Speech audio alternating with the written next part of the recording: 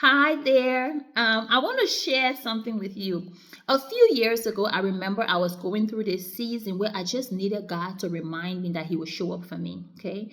And like I would do sometimes, I just picked up my Bible and started going through it. And I came across this passage. And it really encouraged me that night. I've never forgotten it. And sometimes I go back to it when I need to be reminded that God will show up for me. And so I just want to share that with you, okay? And there's so much packed in here. I might not even be able to go through everything, but I'll just do what I can, all right?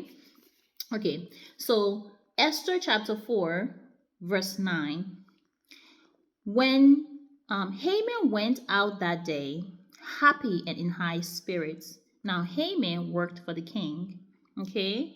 But when he saw Mordecai at the king's gate, and he observed that he neither stood up, he neither rose, nor showed fear in his presence, he was filled with rage against Mordecai. Look, for real, for real. I will just read that. I was going to go through all of this, but I think I'm just going to pack it right here, okay? I'm going to read that again. Haman works for the king, okay? He went out that day. He was happy. He was happy. He was cool. He was chill. He was good, right? And in high spirits. But when he saw Mordecai at the king's gate, now watch what's going to get him upset and rage. Not frustrated, not irritated, rage. Okay? Watch this. And observe that he neither rose. Mordecai didn't stand up and give him reverence. Mordecai didn't stand up and worship him and made him feel important. This is what it said, nor show fear in his presence. Mordecai was chill. Mordecai was confident. Mordecai was like, I know who I am. I'm unbothered. I'm unimpressed. I'm not shaken. Like, I'm not going to be all flustered. Like, I know you. I know you're good. I know you're good, but I'm solid too. I don't need to, like, be intimidated by anything you got going on. I know what I got. I know what I. So Mordecai just stood there. And when you grow enough and you become aware of who you are and your worth and your value, especially when you do the work of healing and you are solid in who you are, there is very little that impresses you. Like, I'll be honest with you, not too much impressed me. Okay, not too much impressed me.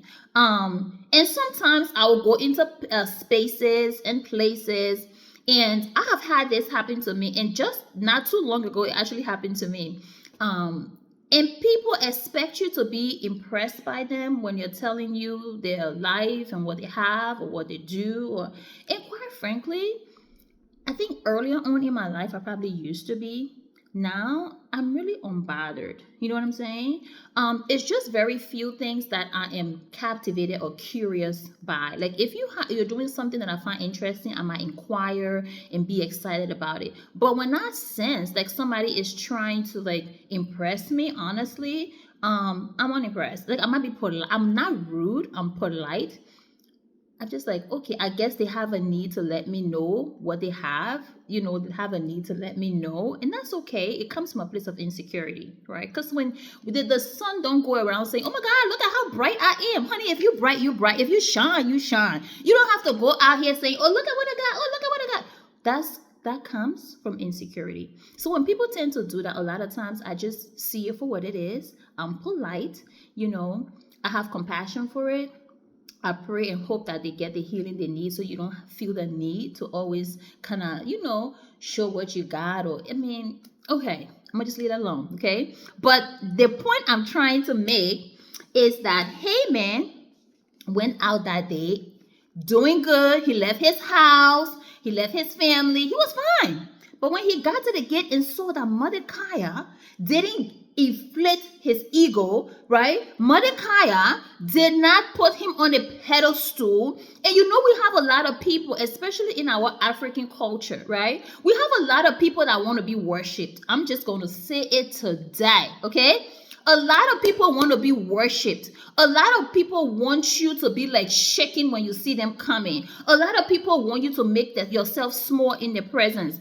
There are some people who actually will befriend you. People have a lot of friend groups sometimes, and they will look for people who they feel like they're better than, and they create this group, and they have ringleader, and you have everybody else be the follower. You'll be surprised. I've seen this before, right? And people do all kinds of things. And honestly, at the root of these things that we do sometimes, it's just because we're not healed, right? And if we take the time to heal ourselves, we won't have the need to be validated externally. We will not have the need to make other people responsible for making us feel valuable, important, and worthy, and acknowledged and seen. I mean, that's too much work. And why would you even want to give your power away like that? You know what I'm saying? But people do it all the time. So Haman was angry, not just frustrated, not just irritated, but he was filled with rage. You get what I'm saying? And the point I'm trying to make is, don't be naive and don't be blind. There are people who are going to hate you for the very fact that you are not making yourself small, for the fact that you are not suffering like they are suffering, for the fact that you have things that they wish they had but don't have, and now they hate you. Not because you did anything, and never mind, they don't know the cost, that you don't know the price or the cost that you had to pay to have what you have or to be where you are. They don't care. Your body might be tight and right, and they're jealous. Honey, I woke up at 3 a.m. I woke up at 5 a.m. I woke up at 7 a.m. to go to the gym. Don't hit on me. Go to the gym too. Okay? So I'm just making a point. Not that it's tight and right, but I do want it to be though. I'm working on it. But anyway, but that's the point I'm making. Okay? He was filled with rage against Mordecai. So there might be people, and there are people in your life probably now who are upset at you, who are angry at you. You don't even know why. Why? That's the reason. Because people expect a lot of things from you because they haven't done their own work, and they cannot give that to themselves. If you are going to go out into the world expecting people to make you feel valuable and worthy, then you have to go and sit down with this word of God. Open it up and see what God's word says about your identity. What does God's word says about who I am? He says that you are fearfully and wonderfully made. He said that he hemmed you in your mother's womb. When somebody hem you in, do you know what that means? Do you know what hem looks like? You take your time to hem something. You don't rush with it. That's not a rushed process. When you hem something, you stitch it. You take your time. That's what the word of God says. He took his time. He hemmed me in. I am fearfully and wonderfully made. I'm a masterpiece, right? I'm created in the image and the likeness of God. Genesis 1:31 tells us, after God had created everything, he said it was good. And if God created me, I'm good. So if I'm good, right? If I am secure, I don't need you to tell me I'm good. I know I'm good. And I'm not just talking about externally. I know I'm good. I'm aware of my gifts and my talents. You know why? Because I've taken the time to assess them for myself. I've taken the time to be aware of what I'm good at and what I'm not good at. And I've also taken the time to say, hey, Jennifer, you got what God gave you. Work with it. And whatever you didn't get, if you would like to improve it. But that is not going to make me doubt myself. That is not going to make me feel less than I am. No. So we have to do the work that needs to be done here. When you are secure, when you are confident, I'm not talking about bravado. I'm not talking about charm. I'm not talking about charisma. I'm not talking about inflated ego. I'm not talking about a superiority complex. I'm talking about a solid, grounded knowing that you are valuable. If you don't have the degree, you're valuable. If you don't have the house, you're valuable. If you don't have the money, you are valuable. If you don't have the car, the zip code, the last name, you are valuable. You are solid. You are grounded. You know. If you don't have the man, you are valuable. If you don't have the woman or the children, you can stand flat-footed in your worth and your value. And say, I am valuable because God made me. And that is enough. And if I'm honest with you, that is the only place and thing we should be pinning our worth and our value on. Because a lot of times we pin our value on so many things that are external. Right? So here goes Mr. Haman. And just because Mordecai did not stand up to him to make him feel good that he is the stuff, he got mad. He was full of rage. Okay? So let's just see. I think I've stayed yet long and I think I've gotten the point across. Let me proceed. Okay? So this is what he did. Oh Lord. Nevertheless, Haman restrained himself and went home. So he held back his anger. He didn't let Mordecai see, or he didn't, blow his top, but he took notice. And that's when evil begins to happen. Let's watch what he did. So he went home, calling together his friends and Zeresh, his wife. Do you know there are people gathering right now on your name? There are people having little groups and meetings on your name. For what? Because you didn't stand up and make them feel important? That's what Haman's doing over here. He called his cuckers. He called his crowd, okay? That's what he did. And Haman boasted to them, okay? And he did all of this. Now listen to this. His friend Zeresh and all his wife Zeresh and all his friends said to him, have a gallows built. Jesus has to protect us, I tell you. Some people are just wicked.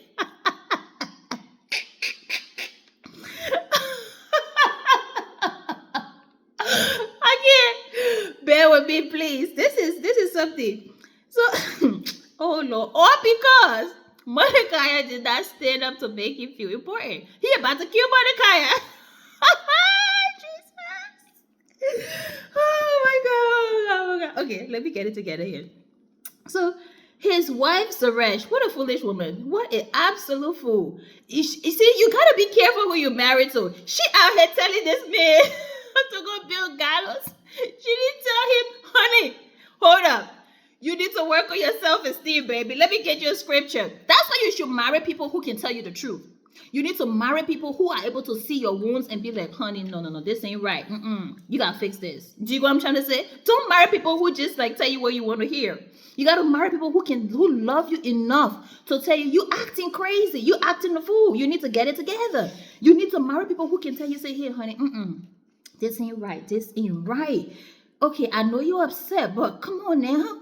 We're gonna start building gallows. But that's what she told him. You gotta be careful who's in your ear. Some people are in your ear telling you should go and do this to this person. You should go. Be careful who's in your ear. Okay?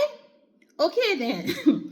His wife Zeresh and all his friends said to him, have a gallows built 75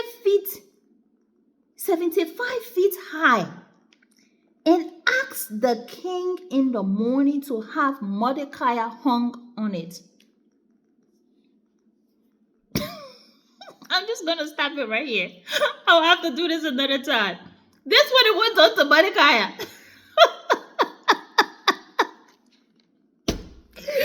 All because of what? All because of what? So, do you see the kind of wickedness that is in this world that we live in? People will literally plan your demise, your death, your destruction. Some of you are going through seasons of absolute hell. And it's because of nothing you did, but because of your confidence, maybe. Because you've worked hard to get to where you are, to have what you have, to have the joy, to have the peace, to have the money, to have the spouse, to have the children, to have the friend group, to have the confidence, the career. And some people are angry at you because you're not making yourself small. You're not making them feel important. You will be surprised at the things that people are angry at you for and you're planning your destruction for. This is a clear example. This goes on, but I think I have to end it here for now. Okay, but this is not even the part I really wanted to talk about. The part I wanted to really talk about was how God showed up for Mordecai. It was how God showed up for Mordecai. In fact, I think I'm going to finish it. That's how God showed up for Mordecai. So here they are planning all these schemes and how they're going to take Mordecai out. Okay? So listen to this.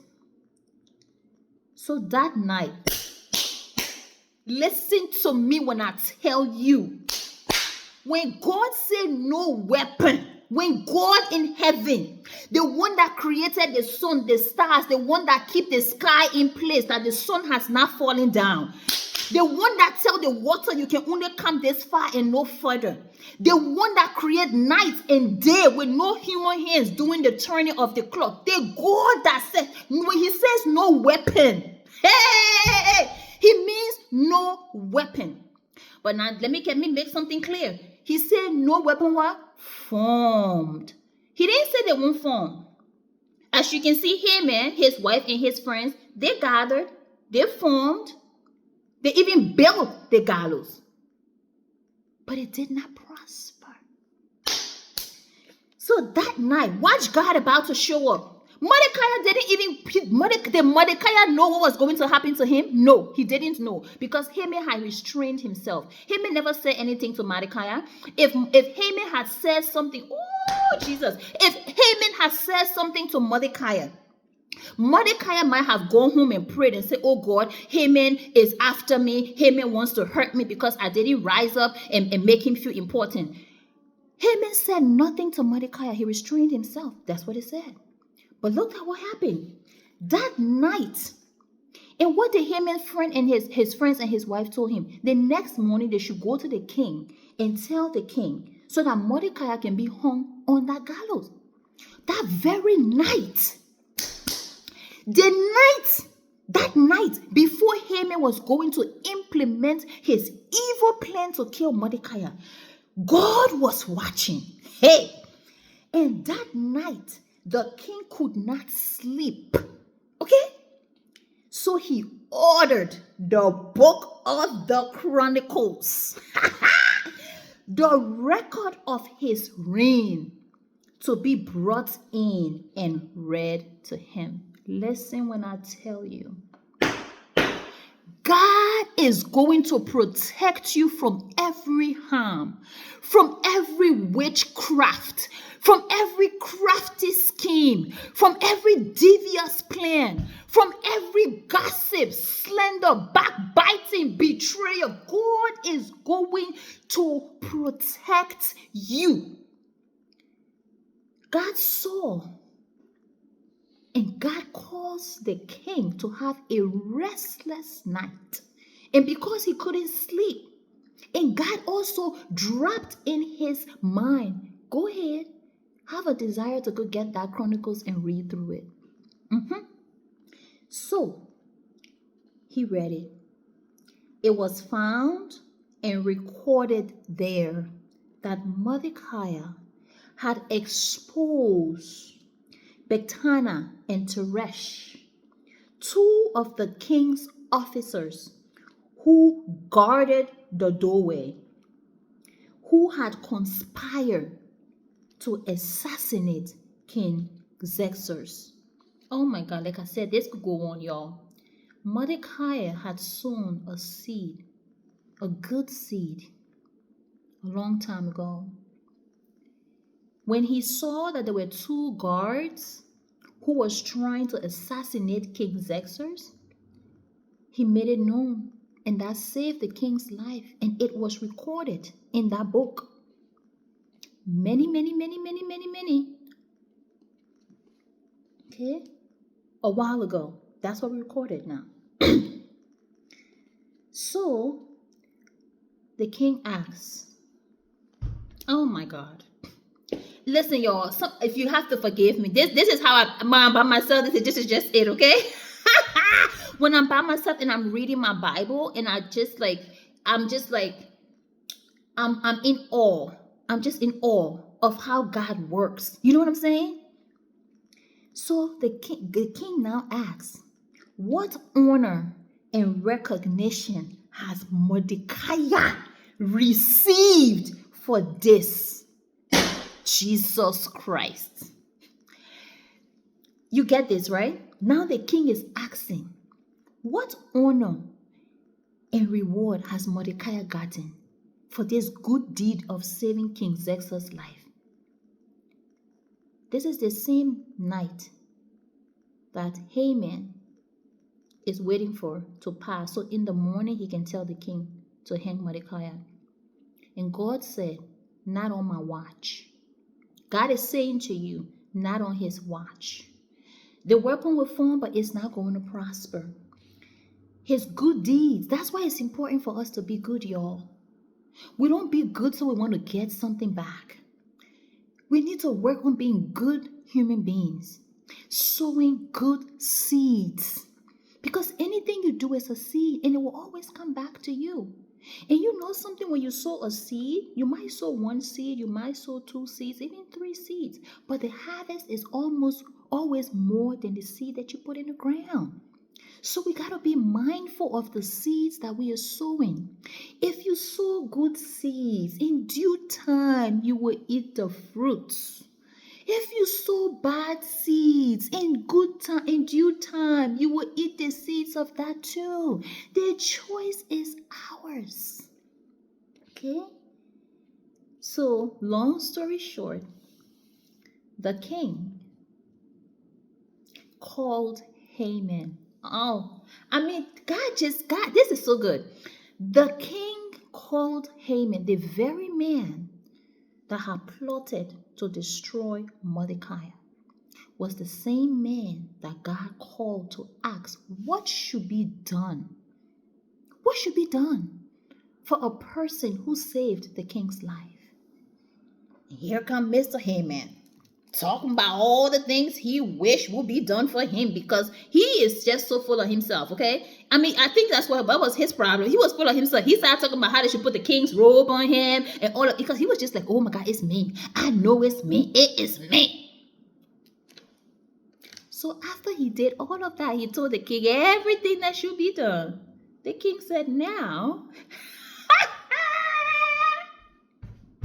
God will make your enemies dress you up. God will set your table before in the presence of your enemies. They will eat their words. Don't you worry. Don't you flinch. Stay right there. So this is what he now had to go and do everything that he said he thought it was going to be for him. Everything that he wanted went to Mordecai. He had to go and dress Mordecai up and do exactly what he thought was going to be done for him. The tables got turned. God changed it. He turned the situation around. That is what he did. That's the God that we serve, y'all. And guess who got hung on that gallows? You guessed right. You guessed right. That's why I came here to tell you, darlings, have no fear. There is no weapon. There is no weapon that can be formed that will fashion and ever prosper again. It cannot work. He said it will be formed. Somebody might take this thing and they might take it. And they might even aim it at you, because the Bible says it will be formed, no weapon formed against you. So it will be coming against you and you will be scared. You might be like, oh my God, it's going to hit me. No, it won't. Because God have already ordered the direction it's going to go to, and it's not to you. When God says a thing, it comes to pass. If God says it's not happening, it's not happening. We're talking about God here. He said it's not going to happen. It's not going to happen. Let people frustrate themselves. Let people plot. Let people gather. When they get tired, when God finish frustrating them, they will turn against each other. You just sit right there. He will prepare your table in their presence right there. Sit right there. You will eat right there. Because why? God said, no weapon. That's what he said. So stop fretting. Chill. Get yourself some nice cold water and relax. Go for a walk. Go to the gym. Go to work. Do what you got to do. Let them, just leave them. God is looking. God is watching. You see, Mordecai didn't need to go and even pray. He didn't even know what Haman had in his heart planned for him. Mordecai didn't know. But God saw it. And God said, not on my watch. Not on my watch. So I want to encourage you that there is no weapon, my dear, that is formed, that has formed, that will form, that can prosper. Okay? So relax.